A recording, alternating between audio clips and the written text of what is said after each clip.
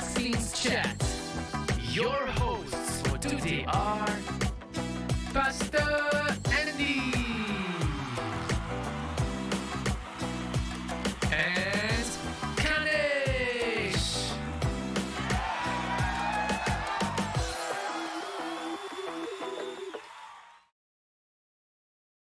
Hey, Pastor! Hello. We are back. We are back. Good to see you. How are you doing? Yes. I am. I'm alright. Back-to-back meetings every day to set things up for how next will be, right? In the coming months or years. Yes. Exciting. Just came back. Yes. Very exciting plans for our youth, our teens. Yes. Can't wait to share. But tonight, tonight also very value adding. Everything we do is value adding to the teens. Yes. In fact, Yes. initially it almost sounded like the most random topic at all, right? Talking about bicycles. Yeah. But it's not just any bicycle, right? I think our organizer put there in the promo a particular type of bicycle that we want to bring attention to today. Yeah, what is it? Basikal Lajak, right? Basikal Lajak, which is not an English word. Yes. It's more of a Malay expression. Yes. This is the country that we're in right now. We are live streaming from Malaysia, and Correct. Basikal Lajak is a Malay word. So Kanish, can you explain what Basikal Lajak is? We have a professional who will explain further, but based on my understanding, Yes. Basikal Lajak is basically modified bicycle lah. Okay, modified in a way where maybe you want to add speed or whatnot lah. All right, so we need proper person to talk about this, and we have a proper person to talk about this. But what I came to learn is usually when you modify the bicycle, they will remove the brake. Yes. And also the lights also, I think sometimes no lights and no brake. So it's like vigilante lah. Come in quietly, exit quietly. Like ninja. Wow, Yes. ninja. Like the platform we're using now is also called Ninja. Right. Do you know the title today? Our organizers say need for Basikal Lajak. Actually, it's like a play of word for the word the title need for speed. Yes. Even the font also. I don't know whether people got it or not. This one is like an Easter egg, like a hidden meaning. Hopefully, I think people got it lah, because right now YouTube, wow, so many people watching lah. So many people watching. Okay. Wow, Andra said salam satu Malaysia with the exclamation mark. Wow, she's really excited ni. Yes. She likes biking lah. So just to let you all know that if you have any question at all regarding Basikal Lajak, if you want to make it your hobby, you want to know how to start, we have a Slido QR code on the top left corner of your screen. You can ask us any questions anonymously. All right. Of course, we're not the one who will be answering. We have a special somebody that we've invited to our show. Pastor, maybe you introduce him. Wow. Okay. Actually, okay. I thought you were going to do it, but today we have a guy.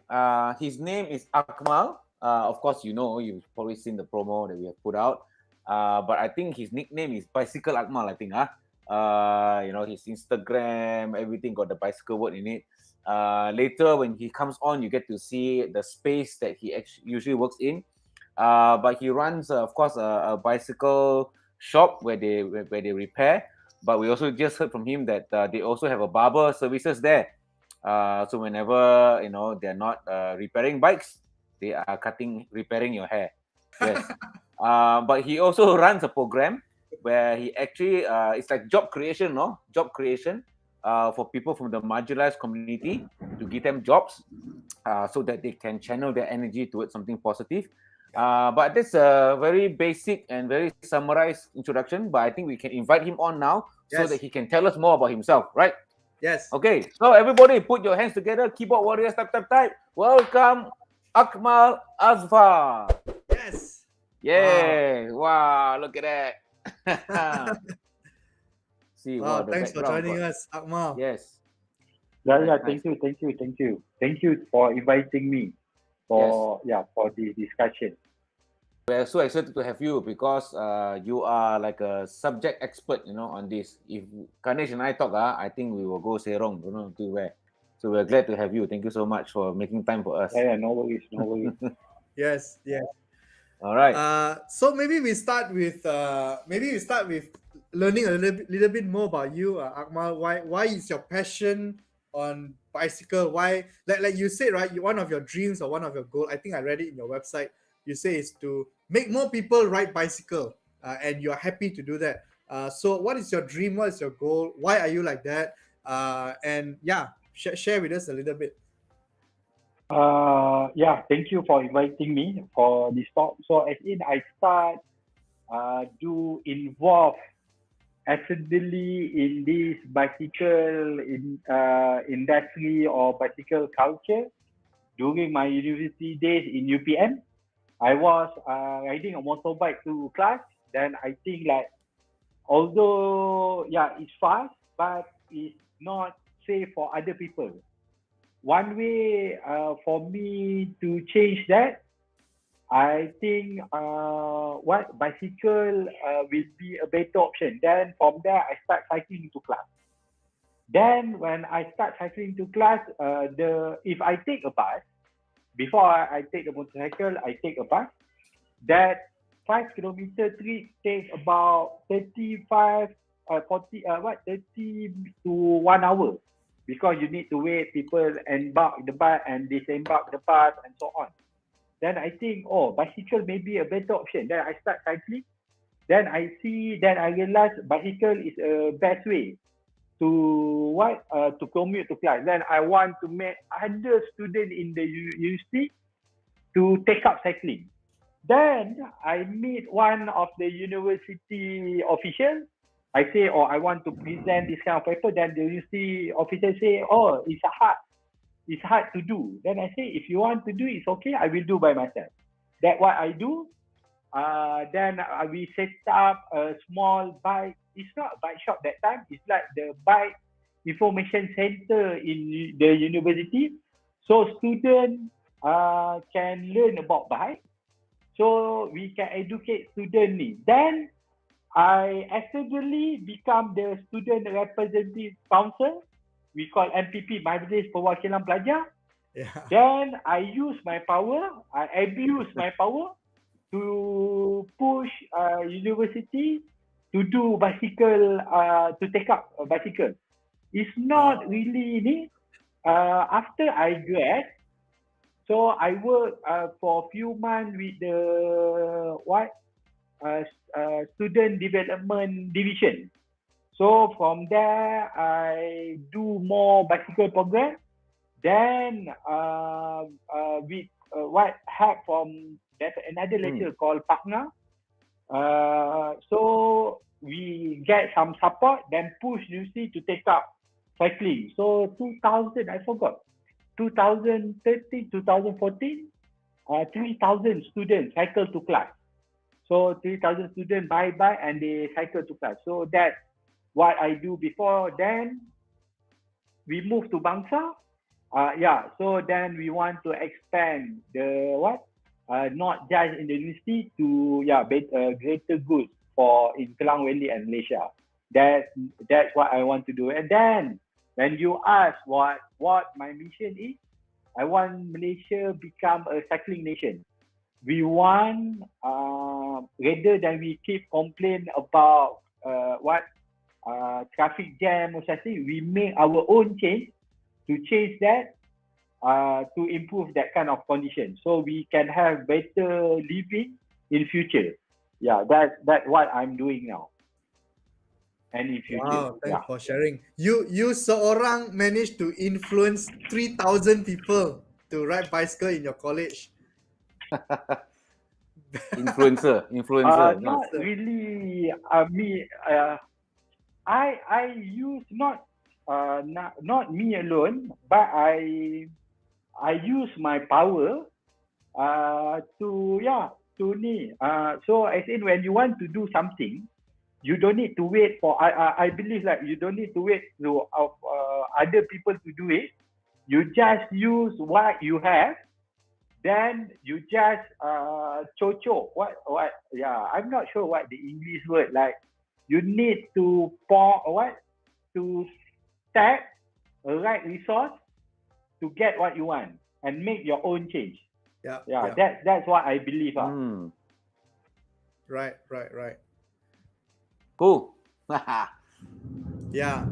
So maybe back to the topic, if you can help us understand what is Basikal Lajak, and what's the common trend these days about cyclists on modified bicycle, and maybe also help us understand why do people do this? Why do people modify bicycle when we know that it's a dangerous hobby, right? Also, I'm not sure if you are a supporter of Basikal Lajak or you are against Basikal Lajak, but maybe you can share your opinion also. So as in this Basikal Lajak is mainly initially it's a modified bicycle from what we call Basikal Tongkang. So as in it's memang is a low profile bike. Normally all the makcik and or also that ride at the rural town. So what this kind what the kids do, because they want to have a lower center of gravity, so they make the handle shorter, lower. They make the seat lower or something, so they can become like a Superman on the bike. So they basically they are some sort of like engineer. They are in one way they are they are apply aerodynamic in a such way so they can have a better speed. It's not a really practical bike because it's designed for the fun. This kind of thing, they not really want to cycle, but they want to test and to show how brave they are for the adrenaline rush. They want to show to people, or he can go faster.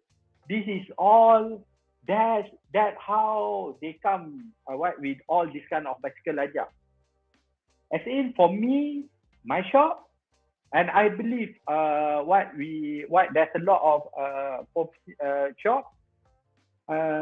We not really support this kind of bike because it's not in such way it's not safe, because the reason it's not safe it's not safe because we don't have a proper place for them to play with the bike. If let's say we make a dedicated place, dedicated event or something, then where everything is controlled, I think this kind of activity, even in overseas, they're not called Basikal Lajak, but it's called gravity bike, where all this kind of, not just kids, all the orang tua, umur 30, 40, with a full suit or something, they are go downhill up to 100 kilometer per hour. So that part is become like what is called adventure game. Like a skate or something. That is can develop to become sport. Like in overseas it's become it's a sport. So the thing is it's just sometimes it's because they don't have that's a many factor, but just because they don't have a proper place, that cause is become in Terengganu they call it basikal nyamuk, mosquito bite. So even more for some of our national rider previously, because this mosquito bite is being it's not recently, it's been more than 20 years. Then some of our national rider are particularly mosquito bite rider before. Then because Terengganu have a good bicycle ground route bicycle program, Then they bring all this kind of brave kids, and cultivate them, become a proper a competitive cyclist. So, yeah. So that I think, yeah. And by the way, before this you mentioned like there's a no brake and no light. Yes, because some they put brake, but if when they put brake, then the friend will say, "Oh, you tak macho if you have a brake." So that kind of thing. But some of them they put light because they also have the awareness that they need, because sometimes at the dark place, if you see some of the videos, I think they do have light. Yeah. Okay. Wow. So it's like Ganesh, sounds like a extreme sport like that lah. Yeah. Right. But extreme sport done in a safe setting is safer lah. Yeah, so I think like what betul. Akmal said is about the environment also. Right? Yeah, Almost every sport in the world, there is a recognized sport. There are rules, there are boundaries, there are safety features. Yeah. You know, like even like for example, American football they got the helmet, they got the padding They also got this afternoon we were talking about it, they got the ball guard, you know, they call it the crotch. Yeah. They cover that part. Yeah. So I think that's the main difference. Yeah. Main difference. There's no safe space for this particular activity to be played, right? Yeah. So I think that's one of the big considerations. Yeah, and that's the thing, right? If you don't cultivate a safe environment, I think it's not just about bicycle, but anything lah. If there's no safe environment for people or teenagers to do what they want to do, then they will do it in an unsafe environment and not only cause themselves harm but also other people. Yeah. And like it or not, I think among young people especially, right, the peer pressure is very real. Yeah. Just some Akmal was saying, right? They pressure each other. Come on lah, you pakai brake, you know, tak macho Yeah. You know, it sounds like to us, it sounds like, hey, come on lah, you know, you safety first, right? But for them, sometimes it's like, hey, I cannot lose my face, you know. Yeah. Not every day I go to school, my friends gonna make fun of me. So it's very, very real. We sometimes we laugh about it or we look at it as nothing, but peer pressure is very real. Correct.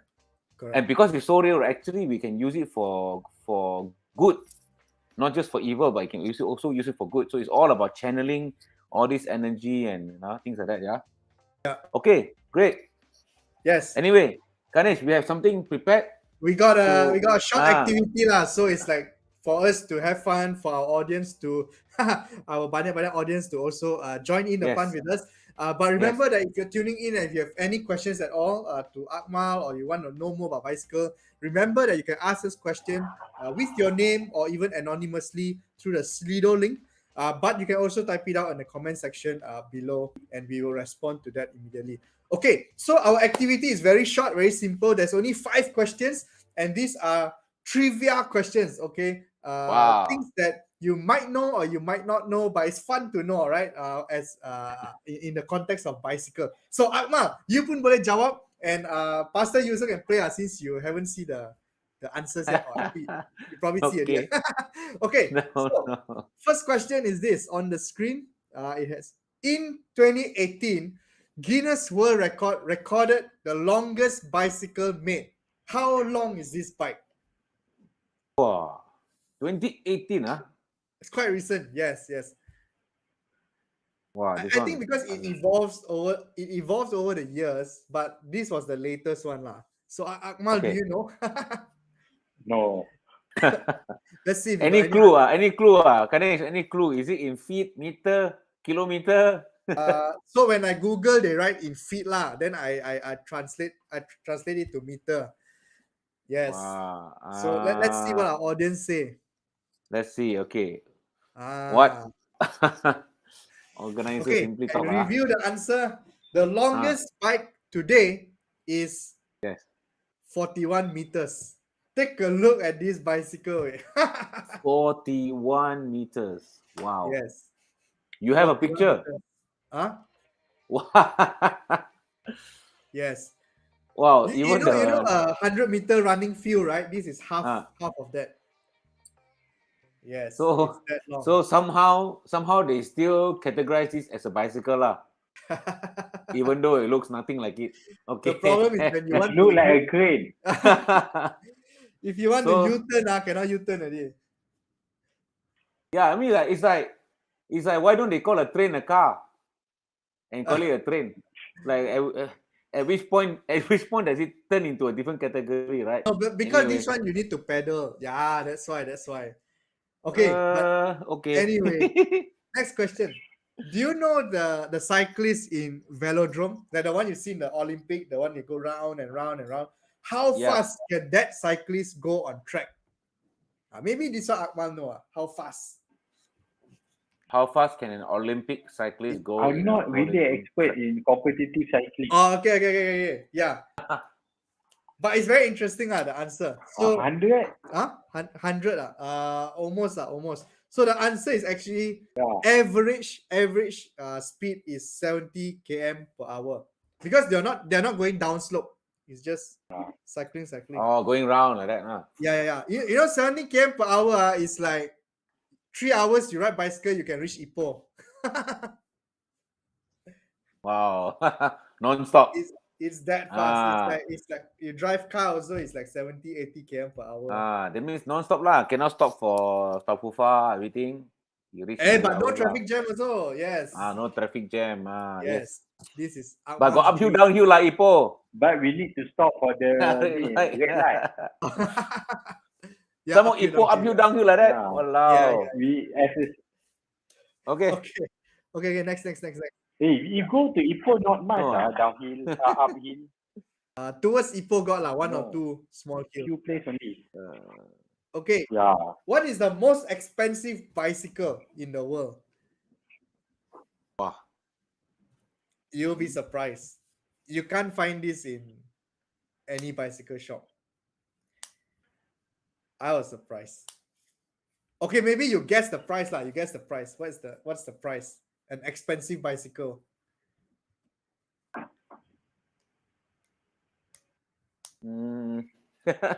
Okay, I reveal. The first one I saw is the popular one. It's called the Trek Butterfly Madone. It's 500,000 USD. Wow. You can actually Google this. But this is not the most expensive one. The most expensive one is a bicycle made out of gold, 24K gold, and it is 1 million USD. Wow. Check that out, man. It's crazy, Wow, people actually buy this, I don't know if you will buy or not, but I don't know. Wow, this is real gold, man. All right, next one. What is the name of this stunt? Now, this one maybe Akmal know. This stunt. Ugly, that. Huh? The goal. What the stunt? Yeah. What's the name of this stunt? Is it? What's the name of this this thing? Stunt. Yeah, the stunt. Man, I will be. Oh, no idea, man. Willy. Willy, no? yes, Willy. It's called Willy. So they have other name, no. I didn't get the other name, but the one if you do in front is called the nose Willy. Yeah, nose Willy. That one is called Willy.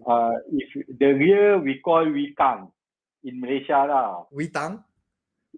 Wikang. Oh. I'm not sure English Wikang. one. So, but yeah, if you guys up the rear tire, it's called Wikang. Maybe because of belakang, is it? Yeah. Maybe, Wikang. Yeah, I never think where the word comes from. Yeah, Willy belakang. Okay, last question. How many people in Malaysia commutes with bicycle? Any idea? Wow, definitely more than 3,000. You have where you get this data? Maybe 3. No, 3 maybe. When I Google, right, apparently UK uses a lot. UK, Netherlands, those are some of the big country uses bicycle. Japan, UK not much. Netherlands, yes. Netherlands, But Malaysia, maybe the most 10.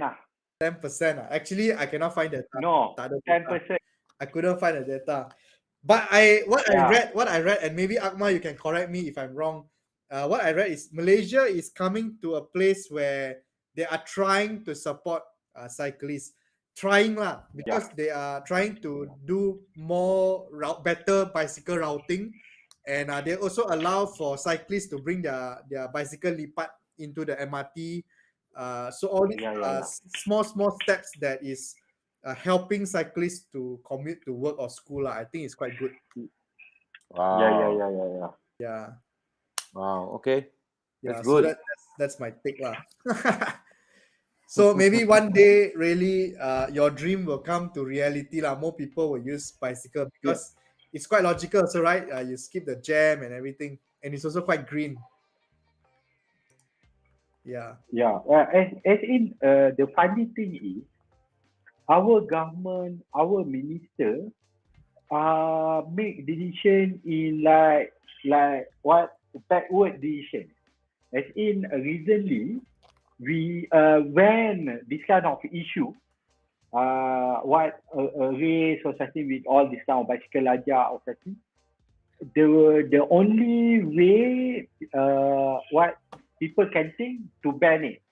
Even now, last 2 days, MOT decide to ban the micro mobility, like all the e-scooter or something. Yeah. Because they say the e-scooter is not safe be on the road because the road are designed for a bigger car.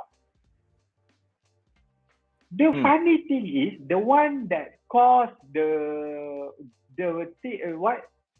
thing that caused the road are not safe is the bigger car. Rather you penalize the smaller vehicle, which is the pedestrian, bicycle, and is the e-scooter, I think, who particularly solve the car issue.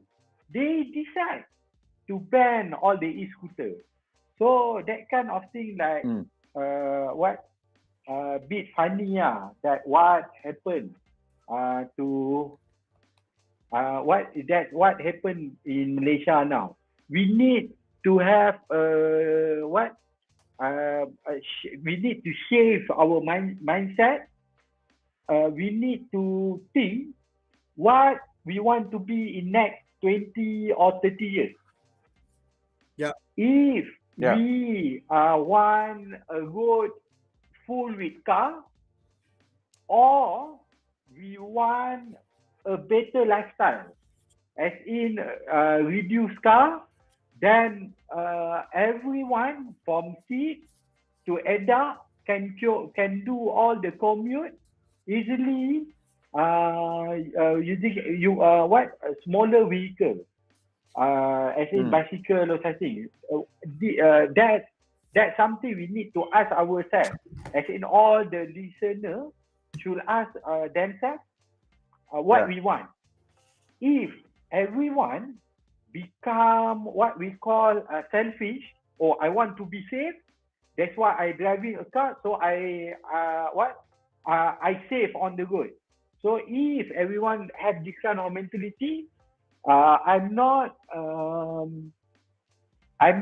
surprised soon we will have a higher death rate, especially kids in future. So that's something we need to change our mindset. Sounds like what you're saying is that we shouldn't be making decisions just like a reaction to something that just happened, but more like a think long term, have proper data, have a vision lah, not just something happened, let's just avoid this, So I think that's a good way of doing things, good way of making decisions. Same thing with raising kids lah, Ganesh. Yeah. Sometimes we also just react, our kids do something wrong, we just react for the moment, but we never think about actually what kind of kids we want to raise. Right. Yeah. And I think, cumulatively short-term decision, if keep on adding up, then it will make the system more messed up lah. Be quite hard to cost down in future. So, So I wanted. Go ahead. Because what you want to ask? No. You continue first. Yeah. So as in, the thing is, we need to understand why they do that. Why the kids decide to be 3 a.m. on the middle of the road or something. We need to put ourselves on their shoe. I involved with some of these kids. Then we do understand, recently, Malaysia Inside, you should see the article, really good article. They interview some of the kids. So they say that we always keep blaming these kids, or they not should be there. They should in the house.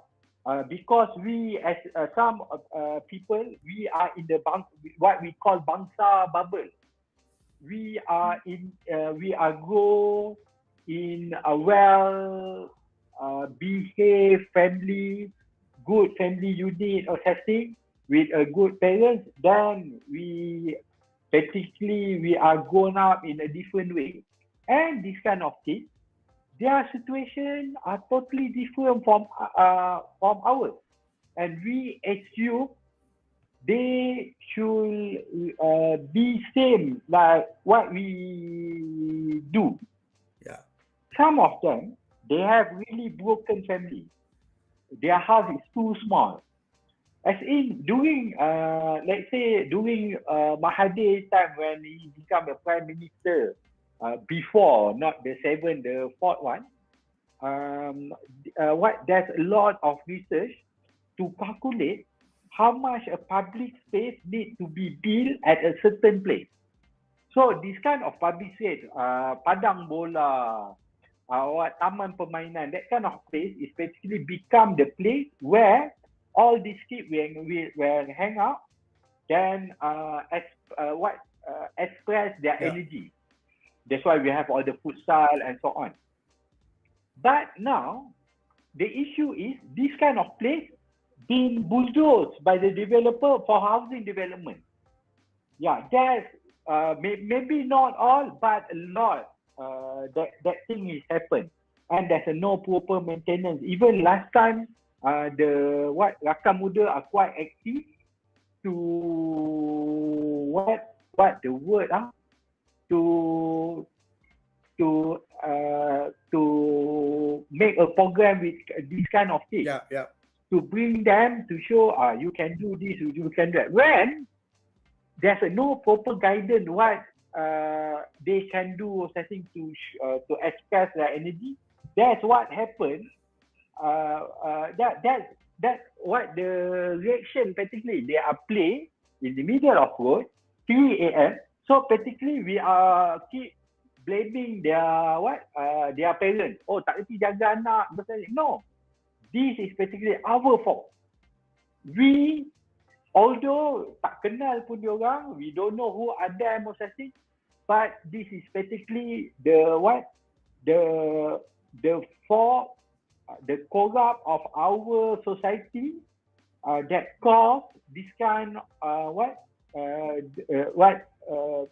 the rising of this kind of group. And this kind of case, it's not tak bermakna dia orang main dekat tengah jalan pukul 3 pagi dia orang jahat.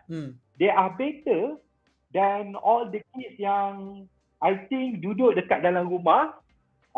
Maybe you talk like last week you talk about pornography. Believe me, there's a lot of these kids, memang ada banyak juga yang sit in the house and they do more bad thing with child pornography. Umur 16 tahun, 16 years old, they got 2 kids already, age 4 and 2 years old. Yeah. It's not one, there's a lot. Umur 12 tahun dah ada anak pun ada. This is not just Malay. across the the race. Yeah, Indian God, Chinese, all ni. We need to we need to admit the problem is there.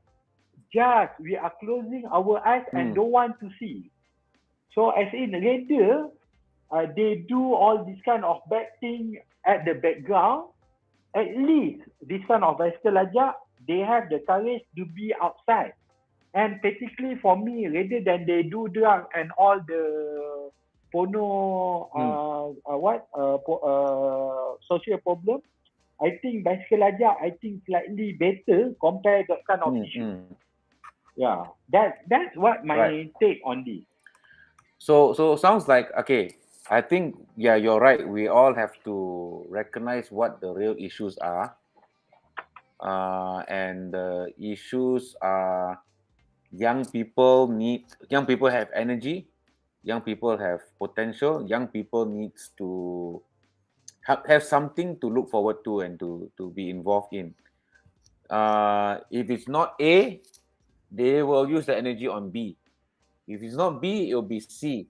So it's not about stopping them from this or that. I think from what I'm hearing you say, it's more like, okay, how can we encourage more positive, more beneficial activity?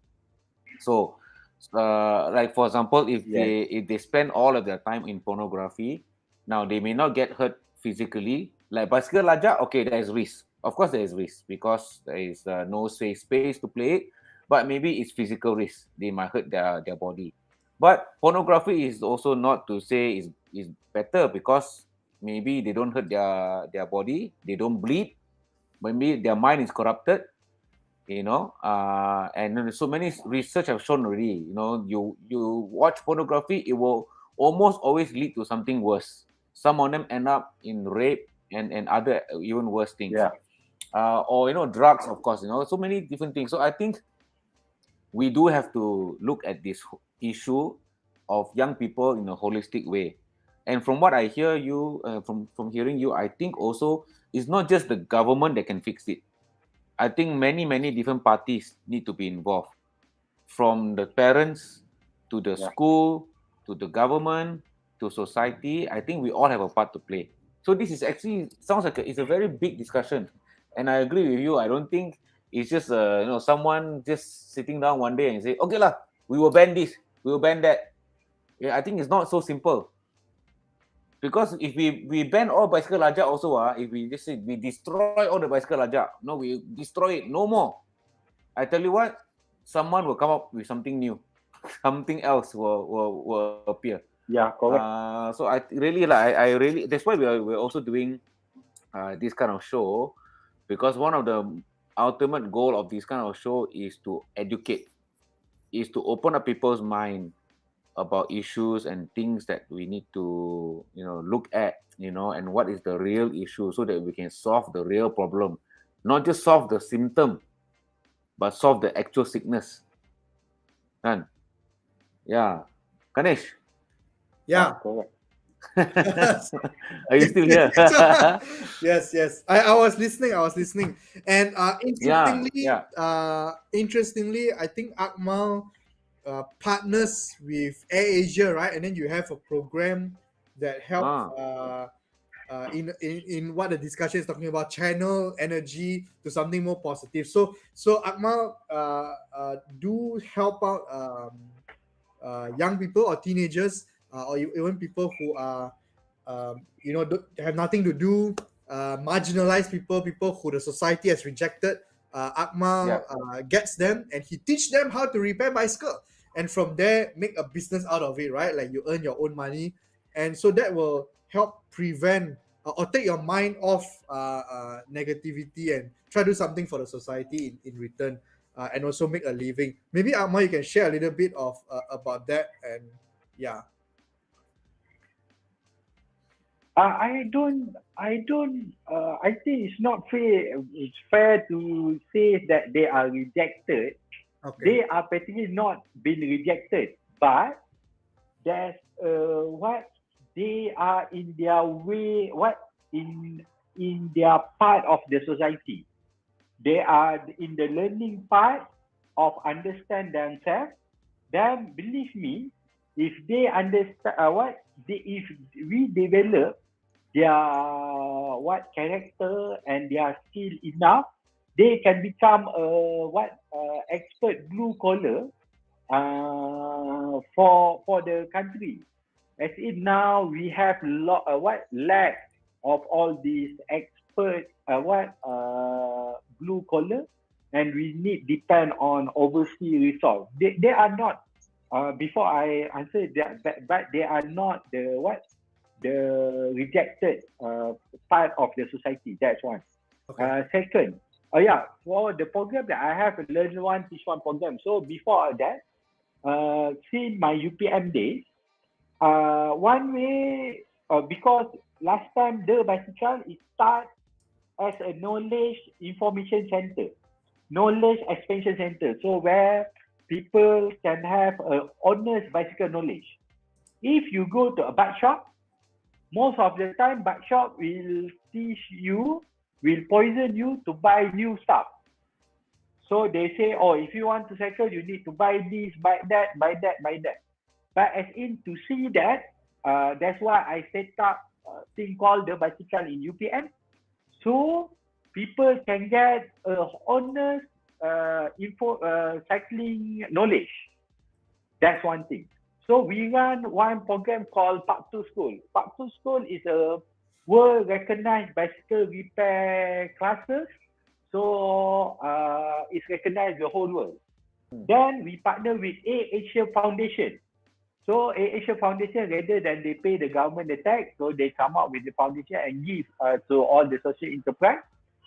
So what we do, our ATCHAT support us to complete our tool. Now our tool, I can be say, we are the most complete in Malaysia, maybe in South Asia.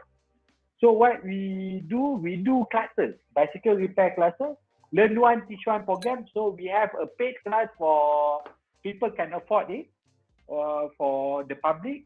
Then every paid class, we give a free class for underprivileged or disadvantaged community. Then we slowly cultivate their knowledge, their themselves to become professional bicycle mechanic. So soon they finish their SPM or something, then they can start their own business and support their family, especially from broken family or something. Sometimes bapak dah meninggal because drug or something. So that kind of thing that we want to do. The main idea is, everything that I do, I think about the future. So the main idea is now, I teach the student to become a mechanic, because especially every time you go to bike shop, you believe the mechanic. What mechanic say, you believe, because you know that he know well. So if we teach the mechanic, become the spokesperson. When they start do business, when people ask them about the correct knowledge of bicycle, this mechanic can become the information knowledge sharing. So they can share the main idea that I want to teach the whole Malaysia is, bicycle is not a toy. It's a tool. It's a tool for us to get the function, but as extra, we get the fun. We need to see that bicycle is not a toy. Most of the time now, people see bicycle is a toy. They why say even orang tua, all the adult bicycle, it's not it's like become a toy. No, bicycle is not a toy. It's a tool. Basically, bicycle can become a toy. I do a research back when we do a project paper, our academic paper on bicycle when teach students or something. We use that bicycle as a tool for student development. We can use the bicycle as a tool to commute to work.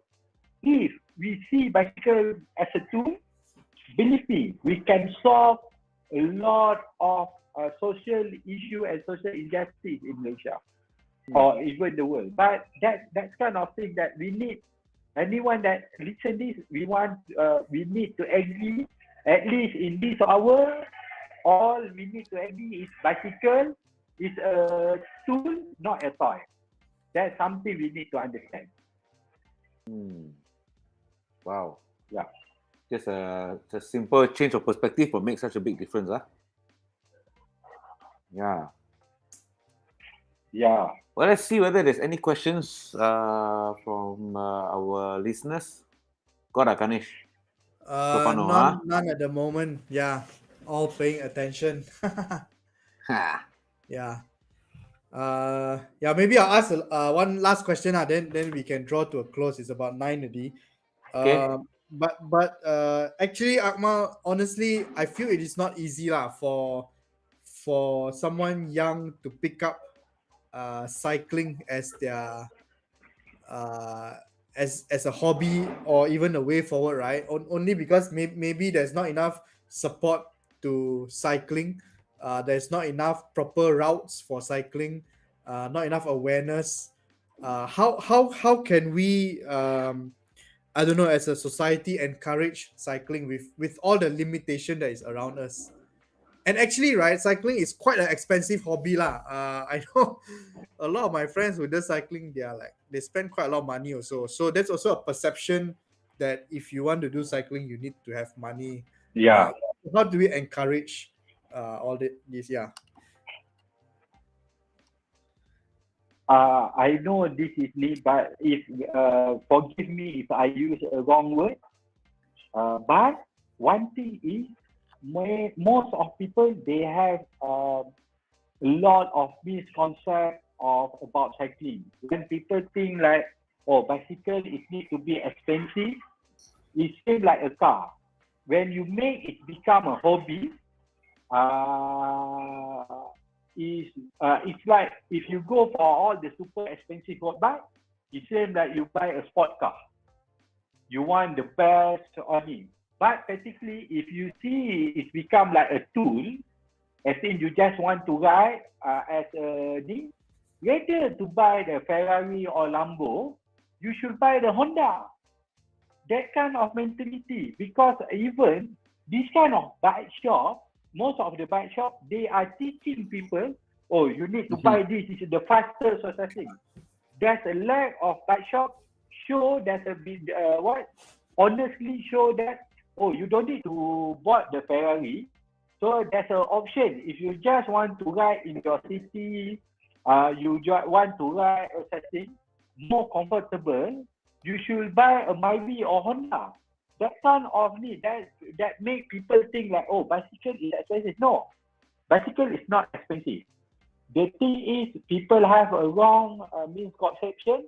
Then they don't understand. They buy bike not what they need, but what people poison that. That's in every hobby is like that. We always want the best one, but we need to ask ourselves: did we really need that one? You are not going for sport need. Even as in for me, maybe most of cyclists not agree. You don't need all the sport attire or something with all the tight need for just cycling in the city and so on. Right. If we understand what your need, basically cycling are quite easy. When talk about infrastructure, is about chicken and egg. People, some of the bike activists, they are keep pushing the local council. Oh, we want a bike lane. Yeah. We want to do it now. Who want to do? You? Oh, no, don't have yet. When we want to ask all this kind of infra from the government or PBT, we need to put ourselves in their shoe. Yeah. Because that money is basically all the tax pay money. But they are accountable for that need. Yes, we are also a taxpayer, but did our number are big enough for us to ask for that money? So when talk about infra, it's become like chicken and egg. which should come first? People say if what you want to do infra, if you want people to cycle, you need the infra. If you have the infra, there's people cycling or not. So that's that's always that kind of discussion. But compared to our other place society, Malaysia basically is quite safe for cycling. It's all about how we want to choose the route mapping and so on.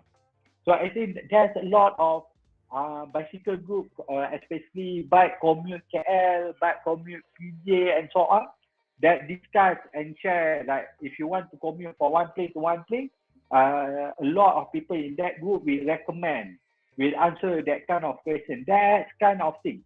When we want to cultivate a culture, so there's a 3E. I always share this. It's called education, engineering, and enforcement. These three things should come together, and one should be not too much from each other. So it need to be like a triangle. So right. as engineering, in terms of all the cycling lane, all the shower and so on, bicycle parking and so on, then at the same time, it need come with the education and awareness. So need to we need to do all the program to show, we have we will have a cycling lane. Then we need to call all the kids to teach them how to use that cycling lane or something. Then come with the enforcement, so we can make sure it's not just enforced on the cyclist, but to make sure we need to make driving harder so people can take up cycling. So that kind of thing. A new design of the traffic light or something to make cycling safer. This kind of thing need. It's not like potong ribbon, what I call ribbon cutting ceremony program, just for the mileage or for political mileage or something. Or the government, the whole unit of government need to understand the need. Now we are talking about all the carbon footprint or something. We need to bring it more, so all the PBT take up the idea and sama-sama improve this kind of condition. If only for one PBT do, only one taman do, it's not really need to have. We need to see what we want in next 20, 30 years. What the community now, all the elders currently are particularly gone case. There's no way for you to educate them. The best way to educate, to create a better life in future is to educate the new generation now. All the school kids, even the primary school now, we need to teach them what is bicycle. So at least when they grow up, when they have the middle life crisis, when they start work, either then they buy a new car, and put more toll statistic in the news. They are reducing number of cars. That kind of education that we need to piecing. I think I can use the word piecing in our education, so we can have a better community in future. That kind of thing that we need to look forward. Yeah. Yes. Wow, thanks for sharing, Akmal. Pastor, anything from your end? You need to go and buy a bicycle. Your son is riding what? Four tire one? My son, no. He's not on four wheels anymore. No more training wheels. During the MCO, he suddenly could ride a bicycle on 2 wheels. Right. Yeah. I had 1 or 2 falls, but after that, okay already. Yes. Yeah, but I do want to get a bicycle one day, so the whole family can cycle together. You know. Now he cycle, I have to chase after him. Very tiring, lah. Okay. Okay. Yeah. Go ahead. Thank you so much, Akmal. That's all the time we have left, right, today, Ganesh? Yes. Yeah. That's all the time we have Welcome. left for today. Akmal, thank you for being with us. Actually, it is a very refreshing topic to talk about because honestly, the last time I even say the word bicycle is like when I'm still in Ipoh lah, as a kid. When I come KL, it's like the thing is non-existent. But yeah. So similarly to Pastor Andy's heart, the love for bicycle has renewed. But we have definitely learned a lot of things, not just about bicycle, but a lot of value that we get from our conversation today on perspective and how we view people, especially the those who are involved in Basikal Lajak. What's very important is for us not to judge very quickly, but to learn to understand. But Pastor, any final words before we call it a day? No, I think, no.